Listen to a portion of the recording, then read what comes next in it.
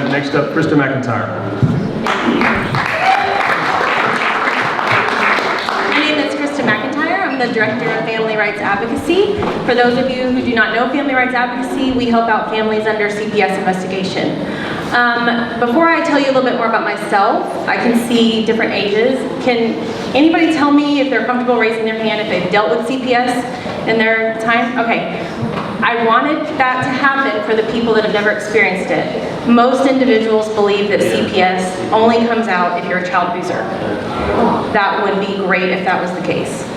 I got started in 2015 actually as a volunteer for Texans for Vaccine Choice.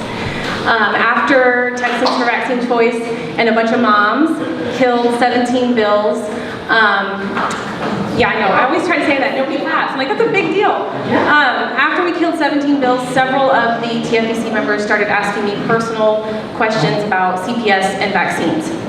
And I didn't really know much about it at that time, but I told the individuals, well, everything's searchable, I can look it up and figure it out for you.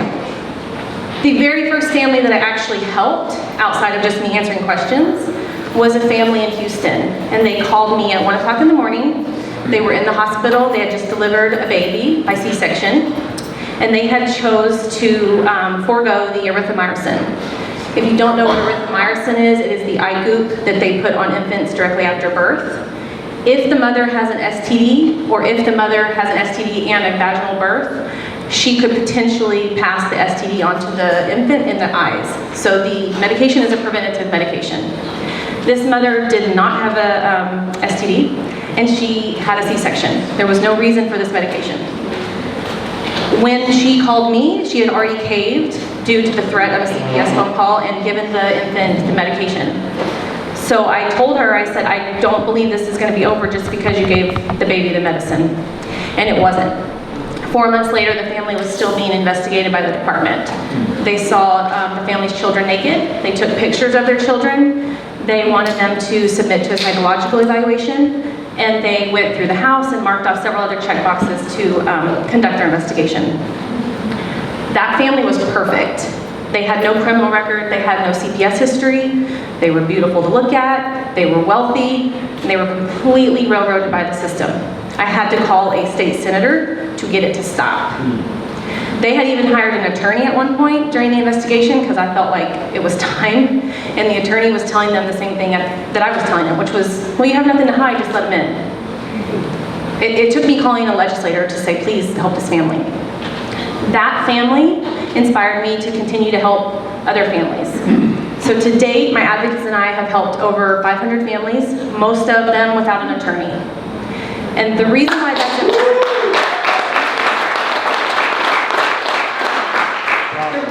that is important is because you are not given an attorney when you're under investigation by the department. You potentially could lose your children, and you are not given an attorney until you lose your child. So families are going into a CPS investigation completely blind. I talked so fast yesterday because there was a person in front with a timer and I got confused and I thought he was telling me to get off the stage. So I have a lot more to say. But don't do it. I don't like it. There's a light blinding me so I can't see it.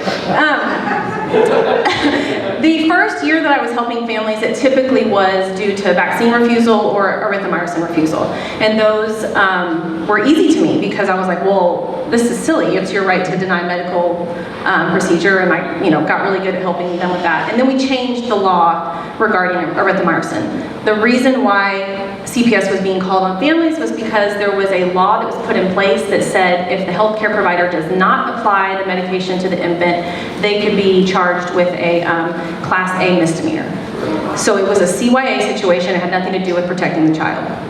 So we fixed that law to where it gave the parents the right to refuse that medication, and it relieved the healthcare provider from any criminal behavior.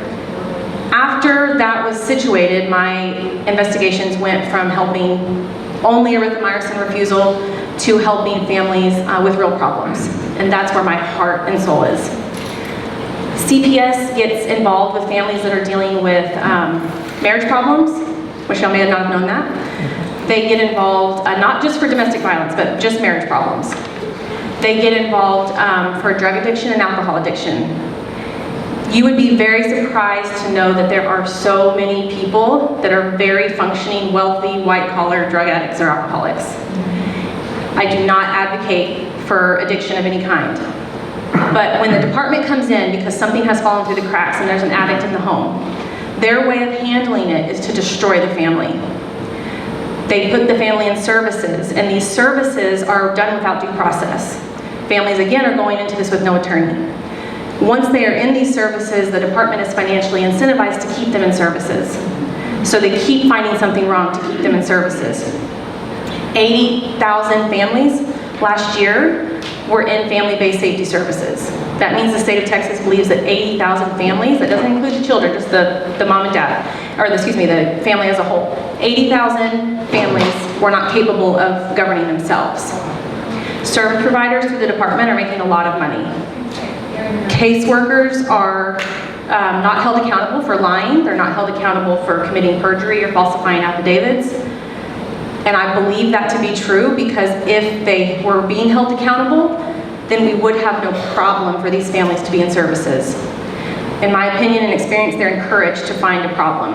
If you're under investigation for refusal of erythromycin and you let them in and let them do their digging, every single one of us is going to have something wrong with our family, per the government's opinion. So they come in and they dig, and they dig, and they dig until they find something wrong. For somebody that's struggling with drug addiction or alcohol addiction or marriage problems, the problem's there. There's no digging. The problem's there. So what we do is we come in and we not only help the family stay together and we get rid of CPS, but we put the family in services that they want to be in, outside of the department. And we try our hardest to keep those services within the church. We do not exclude families because they're not Christian, but we do pray with them and we make sure that they know that we are Christian, and this is going to get real awkward, but we're about to pray with everybody. So they already know that's what we do. But it works. Family-based safety services typically last for 8 months. It can go on to 2 years and at worst a removal. We've never gone longer than 3 months in a family-based safety services situation with a family. So that's how we differ from CPS. We're not defending the problem necessarily, we're becoming the solution. We do like helping innocent families, and we do like helping families that have the department in their life for no reason. But my heart and soul is in the families that do need intervention, but the government's way is to destroy the family, and the children that they're allegedly trying to save are being crushed, and there's a generational effect. It doesn't stop. So the bills that we are going to be working on, I can't be terribly specific, but we are working with other groups on CPS reform, and our main goal, well, my main goal, is to hold the department accountable for their behavior. We have caseworkers, supervisors, program directors running amok and doing whatever they want to, and nobody's holding them accountable. We need parents to know their rights. Currently, when CPS comes to your door, they hand you a little pamphlet, and the pamphlet is 3 or 4 pages of what to expect during a CPS investigation. CPS policies are thousands and thousands and thousands of policies. There's no way for an individual to know, especially going in blind like that. They need to know their rights, some sort of Miranda-type warning. Parents are denied constitutional rights and due process rights. So bills that you're going to see through Family Rights Advocacy will be focused on that. We give rapists due process and constitutional rights. People that are alleged of child abuse and neglect must have constitutional rights, and they must be able to have due process rights. I feel like that's a no-brainer, but currently that's a problem. One story I do want to tell you that Denton specifically, or Denton County, is near and dear to my heart. Shortly after the erythromycin families, I had a family that called me from Denton County. They were a young family. They were common law married with a baby, and they struggled with marriage problems. They had felt the need to call the police one night. Nobody was arrested. It was written down as a domestic disturbance. But the police called CPS because there was a child in the house. CPS views that as neglectful supervision. You left the child in a potentially harmful situation. When that family had called me, they had already done almost 3 months worth of investigating with no help. No attorney, no advocate, nothing. And based on what the family was telling me, I said, you need an attorney yesterday because your child's about to get taken from you. And they said, no, like, we haven't done anything wrong. I said, oh, I know. I know you haven't done anything wrong. But based on what you're telling me, I haven't seen these items that I need to see, but based on what you're telling me, your child's gonna get taken, and I'm not comfortable helping you. You have to have an attorney. The father got pretty irritated with me and was like, okay, you're wasting my time and I wanna get off the phone. 2 days later, the father called me screaming because his child was being ripped from his mother's arms. It took them 18 months to get their child back. Only 30% of children that are removed get returned. And of that 30%, if the child is placed with grandma, they consider that reunification. So that number is significantly skewed. It's not accurate. So my next thing is how you can help. For every $150 that we get, that makes it able, or that money gives us the ability to help a family for free. So if you donate 25, you donate 100, every 150, we get to help a family for free. Or you can sponsor a family. You can flat out donate $150 and you sponsor a family. Each family gets a devotional.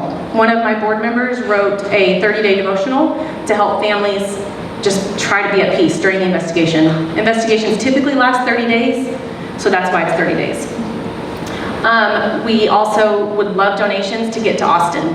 Last session, Senator Jane Nelson filed a bill called Senate Bill 826, I believe. Don't mark me on that number. It was a bill that was quickly favored by almost everybody, and there was not enough people fighting it. In fact, there was only 2 people. I was one of them. And the bill basically said, up to CPS's discretion, if they wanted to have the child forensically interviewed at a child advocacy center, it no longer had to meet a criminal standard. If you have infected mosquito bites, you potentially could have a child being sent to a child advocacy center for a forensic interview. It used to be for only sexual abuse and physical abuse that met a criminal standard. Now it's anybody. I'm sorry, I'm out of time now. Now I'm really getting booed off. Please go to familyrightsadvocacy.com and please donate so we can continue to help families for free. Thank you.